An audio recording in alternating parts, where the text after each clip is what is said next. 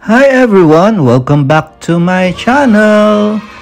So recently, nagpunta kami sa Quezon City kasi nanood kami ng SB19 concert sa Araneta Coliseum. And nagstay kami dito sa Hop-In Hotel, North EDSA.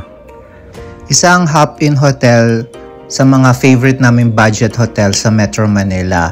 And itong North EDSA branch nila ang pinakabago sa mga hotels nila dito sa Metro Manila. At first time namin dito.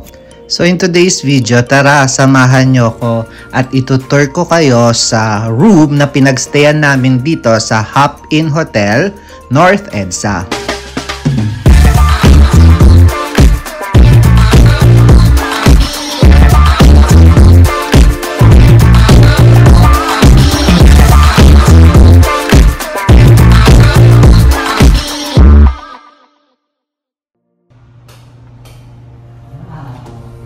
This is our room dito sa Hop-In Hotel North EDSA. So isa to sa mga bagong hotels nila.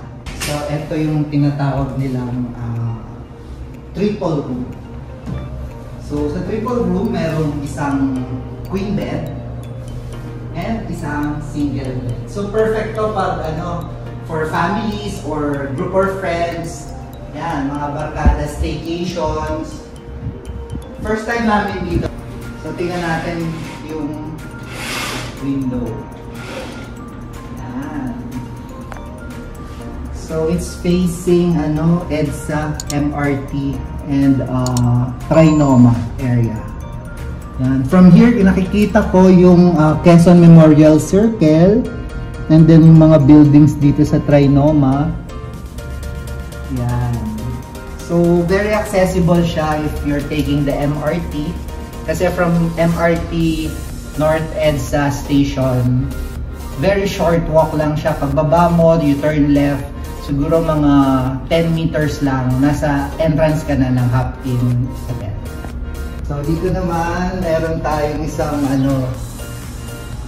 malaking television set, which is quite surprising for Hop-In. Usually kasi for other Hop-In hotels, medyo maliit lang yung television nila. But here, sobrang ganda. Ang laki. I think this is 55 inches na TV. And it's a smart TV, no? Merong Netflix, YouTube, and other apps. Mamaya, tatry natin yan. And here, kita nyo merong tayong isang mahabang parang table or workspace. So, for someone na nag-work pa rin, even nasa staycation or nag-stay sa hotel, maganda tong space na to for working, well, on your laptop, gano'n.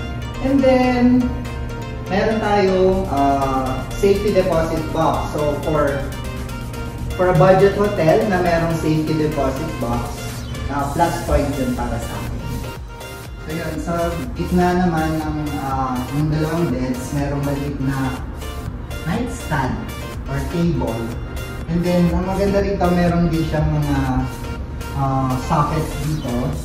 So, syempre, di ba tayo pag before matulog, nag-charge tayo ng phone. So, maganda yan. Then, pwede mo rin i-turn on and i-turn off yung lights. Kasi meron ng mga switch or may switch dito sa tabi ng bed. And pag nag-stay kayo dito, hindi nyo na kailangan magdala ng mga towels kasi meron na ang provided na towels dito sa room. And dito naman sa part na to, before tayo pumasok dun sa toilet and bath, merong malaking mirror. Yan. And then meron ding hanging area. So may provided na rin sila na mga hangers dyan. And then, andito naman yung toilet and bath with hot and cold shower. So, yan. Medyo spacious tong bathroom nila. Ayan. Meron din siyang mirror dyan. Merong sink. May hair dryer. And of course, the toilet. Tissue paper.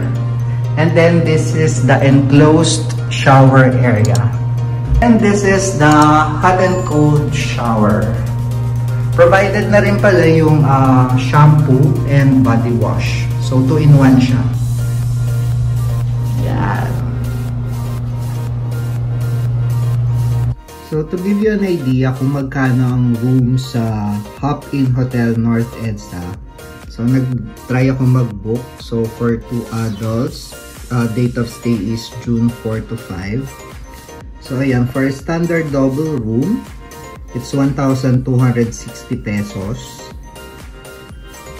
Base ano lang yan base na room rate. For a standard twin room with 2 single beds, good for 3 people, 2 adults and 1 child, 1,260 din. And then yung room na pinagstayan namin, which is a triple room, which is actually good for 4 people, 3 adults and 1 child, it's 1,890. So meron pa tong additional siguro ng mga ilang percent pa for taxes. And since member ako ng Hop-In, meron kasi silang yung parang Hop-In loyalty program. So free naman yung membership. Merong member rate na yan, yung 1,890. Nating i-book tong triple room. So pag tinry nating i-book tong triple room, the rate would be 2,320. So madadagdagan lang ng konti for taxes and service charge.